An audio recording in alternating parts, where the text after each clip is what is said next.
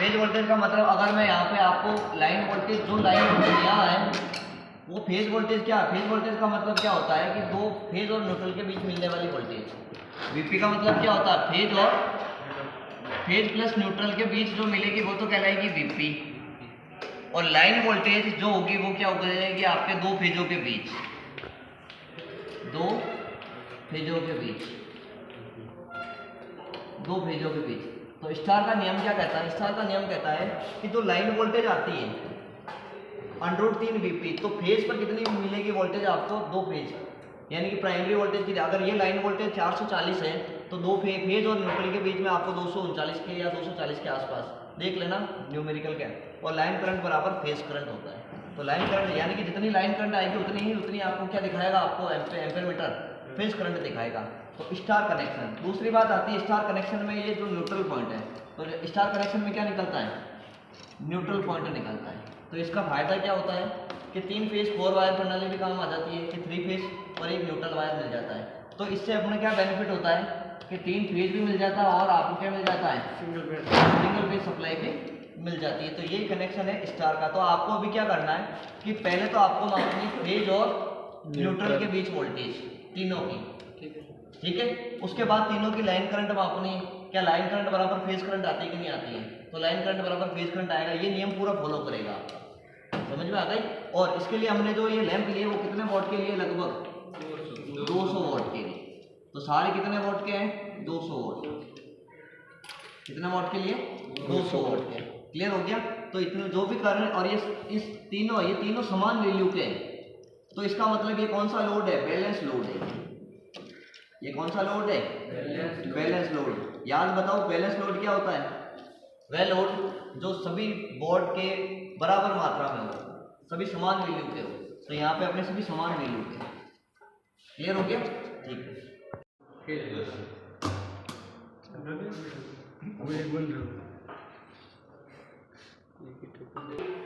Light है, ध्यान रख ले। देखो फेज वोल्टेज बताएगा ये।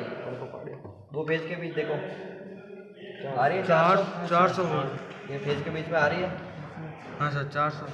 ये दो फेज के बीच में आ रही है 400, ठीक है। पूरी आ रही है, यानी कि ये बिना के है।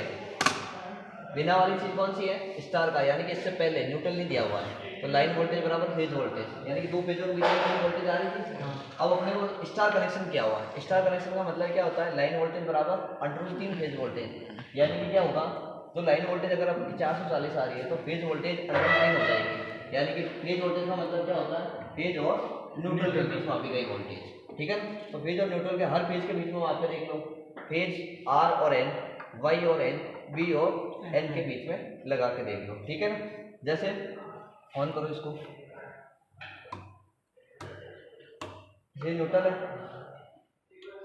ये देखो 230, वो सिंगल फेज है सर। सिंगल फेज आ रहा है 220, और ये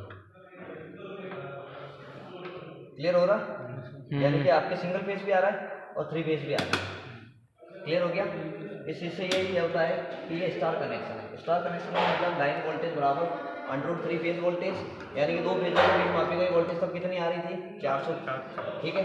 उसके बाद आपने क्या देखा है स्टार में? Phase voltage. फेज वोल्टेज का मतलब फेज और न्यूट्रल के बीच। सवाल, हाँ पूछो। अगर सर कोई कनेक्शन डेल्टा में होगा तो लाइन वोल्टेज बराबर फेज वोल्टेज, दो फेजों के बीच में मापोगे तो 400 की 400 होता है। समझ में आ गया। लेकिन अब यहाँ पे क्या दिखाया आपने? वोल्टेज ही देखी थी, पहले 400 आ रही थी, लेकिन स्टार में कितनी आ गई अपने पास में? फेज वोल्टेज कितनी आ गई? 223, 243 जो भी आ रही है आपके, लेकिन 223 सिंगल फेज मिल रहा था अपने को। हो गया क्लियर। यानी ये होता है स्टार कनेक्शन। अब इसके बाद अपन चेकेंगे, ये तो देखी थी अपने वोल्टेज स्टार की। अब अपन देखेंगे लाइन करंट। भाई लाइन करंट कितनी आ रही है और फेज करंट कितनी आ रही है, ठीक है। बंद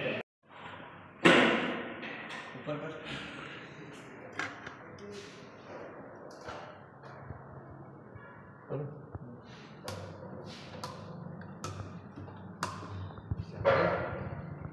8.8, यानी कि फेज करंट बता रहा है। क्लियर हो गया। यानी कि जो जितनी आ रही है उतनी यहाँ बता रहा है। लाइन करंट बराबर फेज करंट। लाइन करंट बराबर क्या हो जाती है? तो लाइन में आ रही है वो भी वही फेज करंट है। क्लियर हो गई। तो यहाँ से यहाँ आ रही है, ये किस में आ रही है? देखो लैंप में जा रही है, प्रत्येक में ये जा रही है, ठीक है। तो लाइन करंट बराबर फेज करंट, बंद कर। ये भैया करो रहे करो। हाँ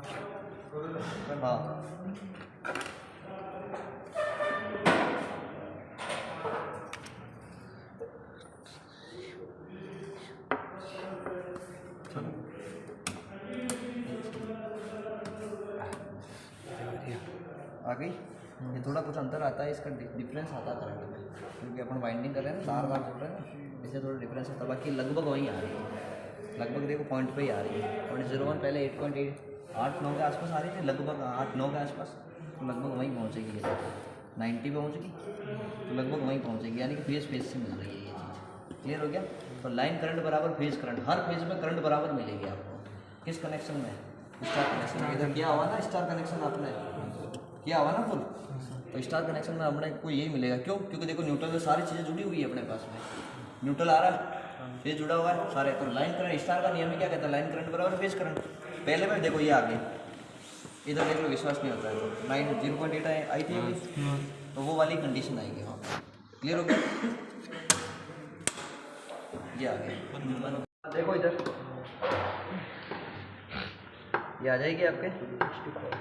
ये कुछ एवरेजन आती है, मतलब मैंने बताया थोड़ा बहुत होता है। अब ये धीरे धीरे या तो क्या होगी, देखो फेज के बीच में ही, फेज के बीच में जारी कर रहे हैं, यानी कि पहले आर के फेज में मापी थी करंट, फिर उसके बीच में बी के फेज या वाई के बीच में, और तीसरी बी के बीच में। तो आर वाई बी के फेज करंट माप रहे हैं।